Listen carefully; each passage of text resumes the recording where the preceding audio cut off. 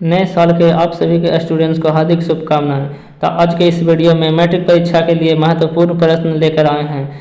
इस वीडियो में 60 प्रश्न कराएंगे जो आपको बोर्ड एग्जाम के लिए काफ़ी लाभदायक होंगे। तो चलते हैं, वीडियो का स्टार्ट करते हैं, देखते हैं प्रश्न को। पहला प्रश्न है कि एक वयस्क मनुष्य में कितने दांत होते हैं। तो एक वयस्क मनुष्य में 32 दांत होते हैं। इसका राइट आंसर हो जाएगा सी। चलते हैं अगले प्रश्न पे।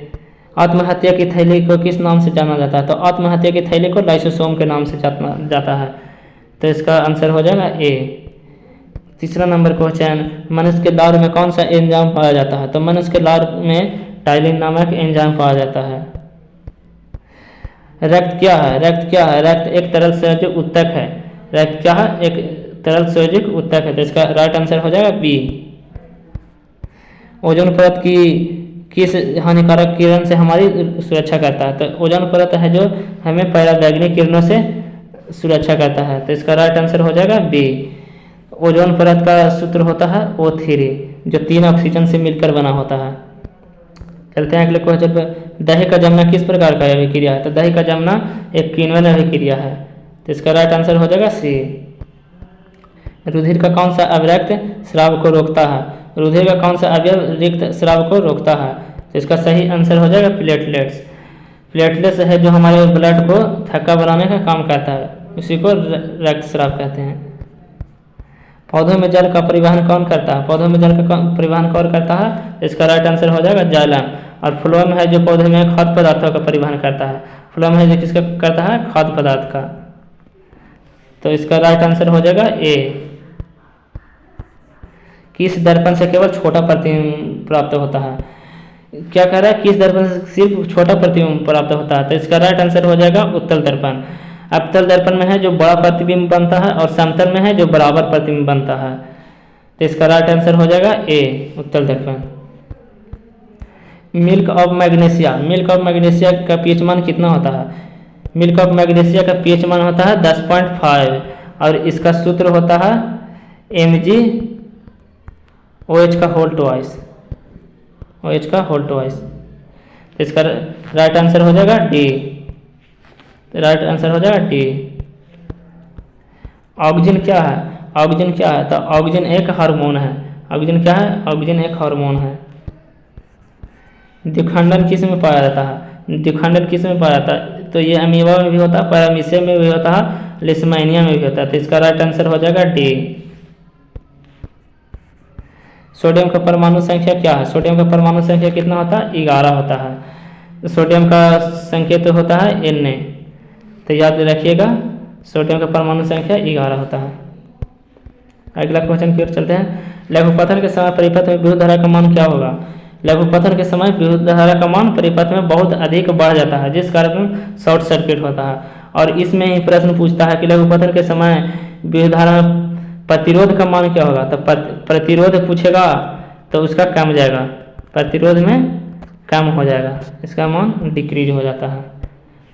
तो इसका राइट आंसर हो जाएगा ए, बहुत अधिक बढ़ जाता है। किसी बल्ब से विद्युत धारा 220 वोल्ट पर 2 एम्पीयर प्रवाहित होता है तो फिलामेंट का प्रतिरोध क्या होगा। तो फिलामेंट का प्रतिरोध पूछ रहा है। तो आप लोग जानते होंगे ओम के नियम से R बराबर होता है V/I। तो यहाँ पे I की जगह पर A का मान दिया हुआ है, तो इसी से रख देते हैं। V का मान कितना है, 220 वोल्ट। V का मान कितना है, 220 वोल्ट और I का मान 2। तो इससे काट दीजिए तो हो जाएगा 110 ओम। इसका राइट आंसर हो जाएगा बी। किसी माध्यम का अपवर्तनांक का मान होता है। किसी माध्यम का अपवर्तनांक का मान होता है sin I/sin R, स्नेल के नियम से। इसको स्नेल का नियम भी कहा जाता है। स्नेल का नियम, स्नेल का नियम। समतल दर्पण द्वारा बना प्रतिबिंब होता है। तो समतल दर्पण में प्रतिबिंब होता है जो काल्पनिक होता है और वस्तु के बराबर होता है। तो प्रतिबिंब पूछ रहा था, इसका राइट आंसर हो जाएगा बी। विभवांतर का ऐसा मात्रक क्या होता है। विभवांतर का ऐसा मात्रक वोल्ट होता है। ये सब याद रखिएगा, ये सब अति महत्वपूर्ण प्रश्न है जो बार बार आपके एग्जाम में पूछे जाते हैं। चलते हैं अगले क्वेश्चन पे। सोडियम कार्बोनेट का अनुसूत्र। तो सोडियम कार्बोनेट का अनुसूत्र को क्या होता है, Na2CO3 इंटू 10H2O होता है, इंटू 10H2O। H2O नहीं दिया हुआ इसलिए राइट आंसर ये होगा। इथाइल एल्कोहल का अणुसूत्र क्या होता है? Ethyl alcohol. तो इथाइल एल्कोहल का अणुसूत्र होता है C2H5OH। राइट आंसर हो जाएगा बी। आवर्त सारणी के शून्य समूह का तत्व कौन है? तो शून्य समूह किसे कहते हैं? इसी को अकीरीय समूह या शून्य समूह भी कहा जाता है। इसमें टोटल 8 तत्व होते हैं। इसमें कितने तत्व होते हैं? टोटल 8 तत्व होते हैं। हीलियम होता है, नियॉन, आर्गन, क्रिप्टन, जेनॉन, ये सब होता है। तो इसका राइट आंसर हो जाएगा बी, हीलियम। चलते हैं अगले क्वेश्चन पे। मीथेन में कितने सहसंयोजक बंधन होते हैं? मीथेन में कितने सहसंयोजक बंधन होते हैं? तो मीथेन का सूत्र होता है CH4। तो इसमें कितने कार्बन हैं? 1 कार्बन और 4 हाइड्रोजन। तो ये जो लाइन देख रहे हैं ना, इसी को सहसंयोजक बंधन बोलते हैं। तो इसका टोटल संख्या कितना है? 4। तो राइट आंसर हो जाएगा हमारा 4, बी। निम्नलिखित में कौन सा अवकारक है? अवकारक किसे कहते हैं? जिसमें ऑक्सीजन का त्याग हो और हाइड्रोजन का संयोग हो। हाइड्रोजन है जो जुटेगा और ऑक्सीजन है जो डिक्रीज होगा, मतलब रिलीज हो जाएगा। हाइड्रोजन जुटेगा और ऑक्सीजन निष्कासित होगा। इसका राइट आंसर कौन हो जाएगा? H2S। हमारा डी ऑप्शन राइट हो जाएगा। किसमें अलैंगिक जनन मुकुलन द्वारा होता है? तो किसमें अलैंगिक जनन मुकुलन द्वारा होता है? तो ये होता है ईस्ट में। ऑप्शन ए राइट हो जाएगा। द ओरिजिन ऑफ स्पीसीज के लेखक कौन है? द ओरिजिन ऑफ स्पीसीज के लेखक कौन है? इसका हो जाएगा डार्विन। राइट आंसर हो जाएगा डार्विन। लिटमस विलियन बैगनी रंजक का होता है, जो निम्नलिखित में किससे निकाला जाता है? तो लिटमस बैगनी रंजक का किस में से निकलता है? तो इसका राइट आंसर हो जाएगा लाइकेन। लाइकेन से निकाला जाता है। किसी भी उदासीन विलियन का pH मान होता है? तो ये सब आप सब जानते होंगे। इसका राइट आंसर हो जाएगा सी। उदासीन विलियन का मान पूछेगा तो उसका 7 हो जाएगा। अम्लीय कहेगा तो 7 से कम, और क्षारीय कहेगा तो 7 से अधिक हो जाएगा। ये सब आप याद रखिएगा। अगले क्वेश्चन की ओर चलते हैं। बेकिंग सोडा का रासायनिक सूत्र होगा, बेकिंग सोडा यानी खाने वाला सोडा, इसका होता है सोडियम बाइकार्बोनेट। तो NaHCO3 इंटू 5H2 होता है। 5H2 नहीं दिया हुआ है तो इसलिए NaHCO3 ही हो जाएगा। Right answer A. चलते हैं अगले क्वेश्चन पे। संगमरमर का रासायनिक सूत्र क्या होता है? संगमरमर का रासायनिक सूत्र होता है CaCO3 कैल्शियम कार्बोनेट। इसका राइट आंसर हो जाएगा ए। पौधे में भोजन किस रूप में जमा होता है? तो पौधे में भोजन है जो स्टार्च के रूप में जमा होता है। तो ऑप्शन नंबर सी राइट हो जाएगा। चलते हैं अगले क्वेश्चन पे। प्रसिद्ध पुस्तक द माइक्रोग्राफिया के लेखक कौन है? माइक्रोग्राफिया के लेखक कौन है? रॉबर्ट हुक हैं। माइक्रोग्राफिया के लेखक कौन है? तो रॉबर्ट हुक है। ये सब अति महत्वपूर्ण प्रश्न है जो आपको याद रखना है। चलते हैं अगले क्वेश्चन पे। मनुष्य के श्वेत रक्त का जीवन अवधि कितने दिनों का होता है? मनुष्य में श्वेत रक्त का जीवन अवधि कितने दिनों का होता है? तो ये होता है 12 से 20 दिनों का। 12 से 20 दिनों का। और RBC का पूछे, RBC का, तो RBC का होता है 120 दिनों का। RBC का होगा 120 दिनों का। ये सब आप ध्यान में रखिएगा। चलते हैं अगले क्वेश्चन पे। मनुष्य के आहार नाल में अवशेषी अंग कौन है? अवशेषी अंग। सबसे पहले तो अवशेषी अंग क्या है? अवशेषी अंग उसे कहते हैं जिसका शरीर में कोई काम नहीं होता। तो अपेंडिक्स होता है मनुष्य में जिसका कोई काम नहीं होता। तो अवशेषी अंग का राइट ऑप्शन हो जाएगा बी, अपेंडिक्स। निम्नलिखित में कौन ट्रिप्सिन एंजाइम का कार्य करता है? ट्रिप्सिन है जो भोजन प्रोटीन का पाचन करता है। ट्रिप्सिन क्या करता है? प्रोटीन का पाचन करता है। चलते हैं अगले क्वेश्चन पे। CN2 निम्नलिखित में किसका समान सूत्र है? CN2 निम्नलिखित में किसका समान सूत्र है? तो ये हो जाएगा एल्किन का। एल्किन का समान सूत्र क्या होता है? CnH2n। और पूछेगा एल्किन का तो इसका हो जाएगा CnH2n प्लस 2। एल्किन का हो जाएगा।